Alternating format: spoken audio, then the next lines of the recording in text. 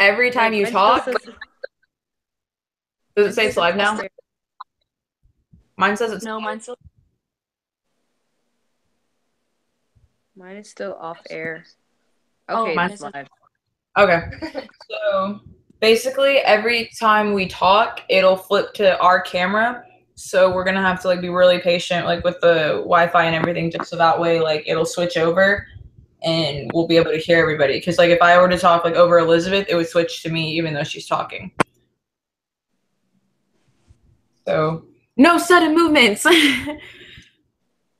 me pull Wait. up the thing again. Miss Mullins, we are sorry. We recorded this the first time. Yeah. We didn't go live. It was a mess, and we apologize. Yeah, we were on the phone for a solid couple minutes, and then we realized, oh hey, you didn't record it. My bad. Okay. Okay, so you will use your Google Hangout to record your discussion and paste the YouTube link in the discussion below. Please keep your Hangout under 15 minutes with no more than 4 group members. Here are some things to think about. I'm going to write these down so that way I don't have to keep coming back to this page. But just so that way, buddy, I need a pen. I don't like writing. There we go. Okay, so let's see. Here, actually, I just took a picture of it. But let me see. Oh. Okay. Let me go back to the camera. How do I do this? Okay, there we go. Everybody sees it. 12 minutes again? Sure. Okay, so I feel like it'll be shorter this time. yeah, just as long as we're under. So yeah, we're starting now. Okay, so I'll ask my question first. Is the vampire in the story the actual store? So when we went over it, I went back to the How to Read Literature Like a Professor, and I looked for the page basically talking about where as one is getting, so the vampire is getting stronger as the other one is dying and getting weaker. So I feel like the vampire is the actual store in a sense that her old cultural, like her old self is getting weaker, and because of the store, her new like open, I don't know how to explain it, like her being open to being more westernized is getting stronger. So like her westernized self and like the American culture is stronger in her rather than her old one. So I think the vampire would have to be the store, but that's just like my opinion though. I think that's true. True or false? True.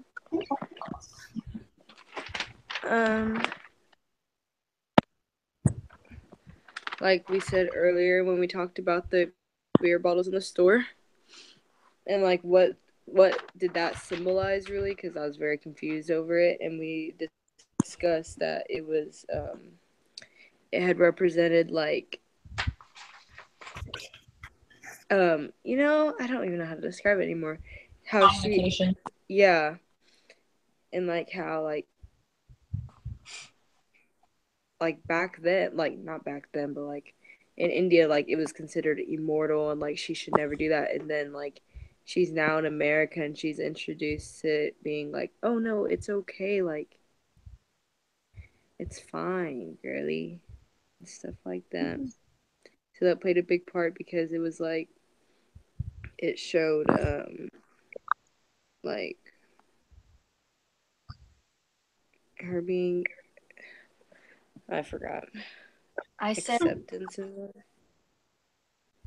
it shows like how much things like change from back where she was and how like drinking is super, where she's going to, like America, and like how she's gonna be living, and how everyone sees it as, what did he say? It's a part of their culture. Like it's not. It's immoral. So for the text evidence part, her father says that alcohol is only sold in places that are dark, stinking dens of vice, and vice is immoral or wicked behavior. And then the synonyms would be like wrongdoing, wickedness, badness, evil, villainy, corruption, misconduct, and sin. So it stood out because like if the original question was like, why did you make a group for that? Like whenever we were doing the different groups, like there was a store, the song, and then the beer bottles. So the reason why they were a group is because the author uses figurative like language, so she uses personification or language. Why did I say that? Wait, was that right? Yeah, that's what you said earlier. Yeah. Okay. Yeah, personification, and it's by so like they're giving the like idea of drinking a human characteristic, which would be like wicked or immoral or like it's a sin, it's wrong just to do it. So it's like it's bad. It has a bad connotation attached to it. Elizabeth, your question. Why the author chose to have the 7-Eleven be the store in the story instead of any other store that they could have chosen. And then that's when we said, like, is the story for real? Like, is it true? Or is it, like, is it, like, bending the truth a little bit? And I said, if it's a true story, then, like, the 7-Eleven, it's a 7-Eleven because it was a 7-Eleven. Then, like Madison had said, it was a stereotype. You know? Going off of, like, stereotypes in the story with the whole, like, not only just a 7-Eleven, but I think, like, something that was stereotyped was how they feel or how she feels about, like, her culture. So, like, you see a lot of movies that will, like make this what seems such like a little like thing, like it's such a big deal, but the movies will make it seem like a small like conflict in their lives. So I think it's like a stereotype of like, oh, I've come to America, like now I'm going to be Americanized, I'm going to wear pants, I'm going to wear shirts, like I'm not going to be who I was raised like how I was brought up, like I'm going to change entirely, when in reality like you can't downplay something like that. So I think that was a big stereotype, like, oh, this isn't a big deal, but it is, but it's not. I don't know.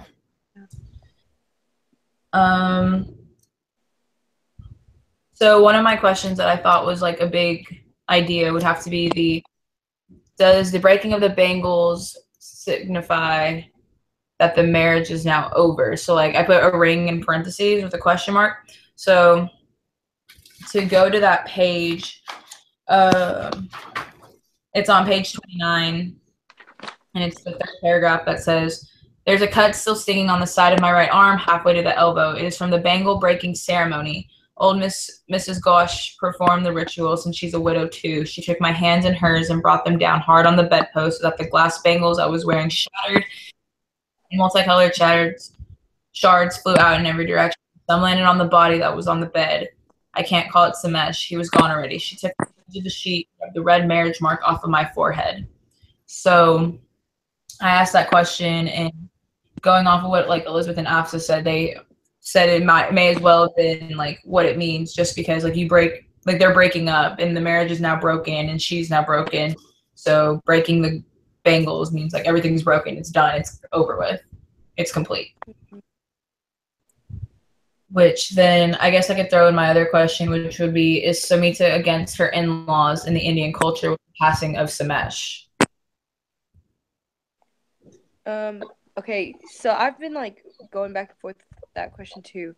It's like I don't think she's necessarily against that. She said towards the end, she was like, I don't want to be like all the other widows and like having to serve her in-laws tea and stuff and like serving them for the rest of her life.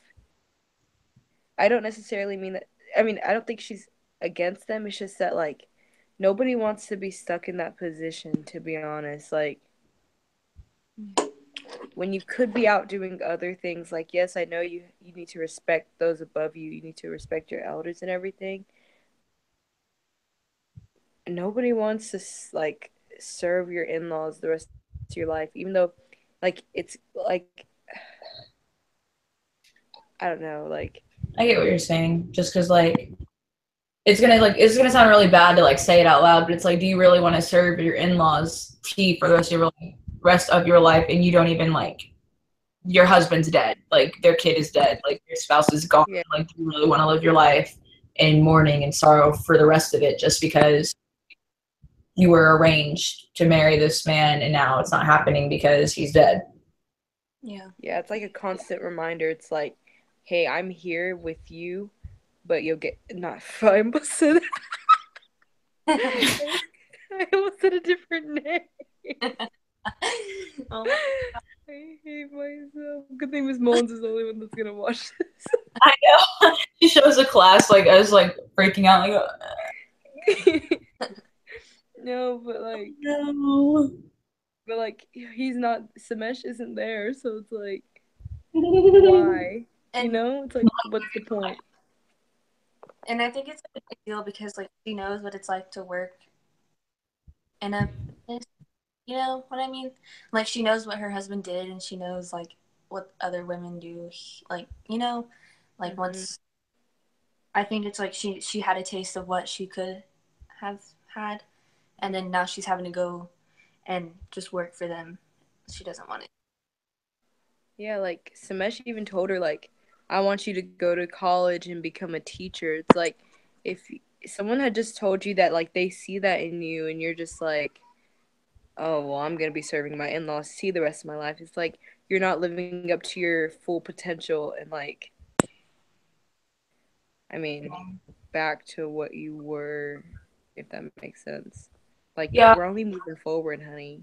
Yeah, so I think Samesh didn't try to limit her either. Like I think Samesh like really like determined to like improve their lives.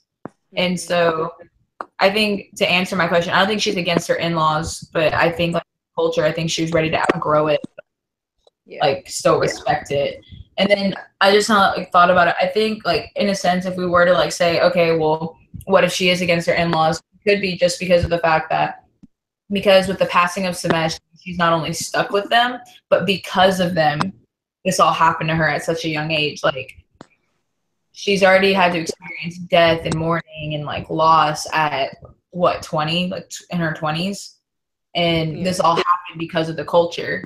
It was an arranged marriage, and she even says how like how she feels that she's unlucky because like he died right after they get like engaged, basically.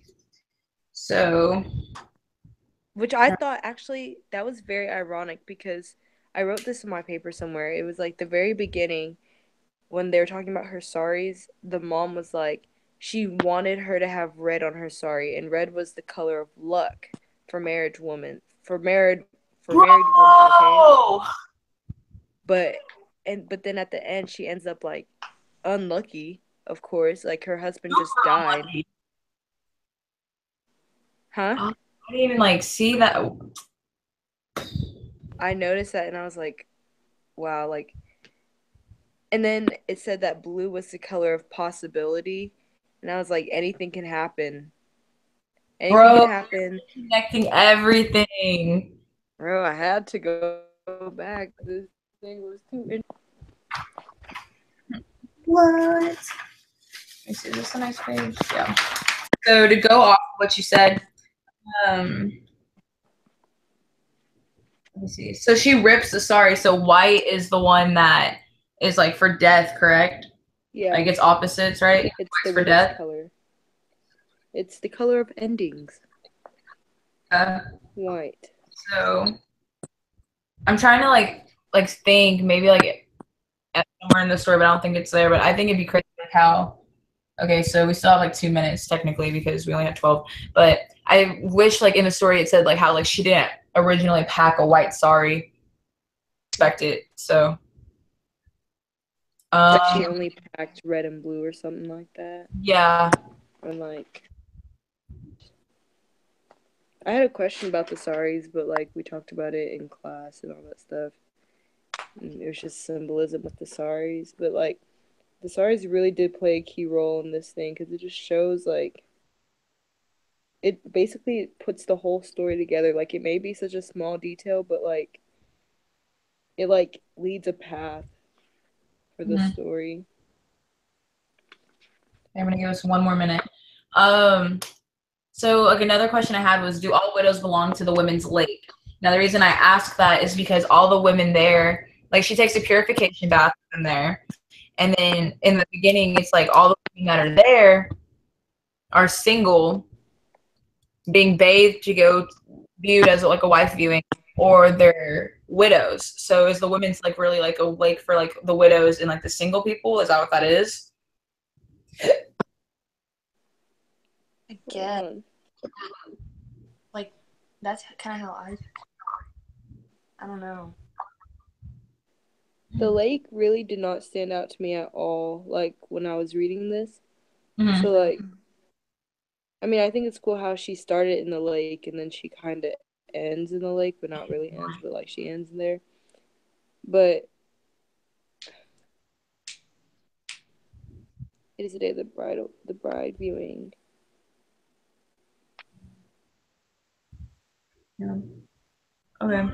Hopefully this works. I mean, I think we got most of our questions in, and I think the plot was like kind of hits in different places of our questions and what we talked about. I hope this works now. I really don't want to do this a third time. So everybody say bye to Mullins. Bye, Miss Mullins. Bye. Adios. Bye. All right, I'll let y'all know if it doesn't work. Okay.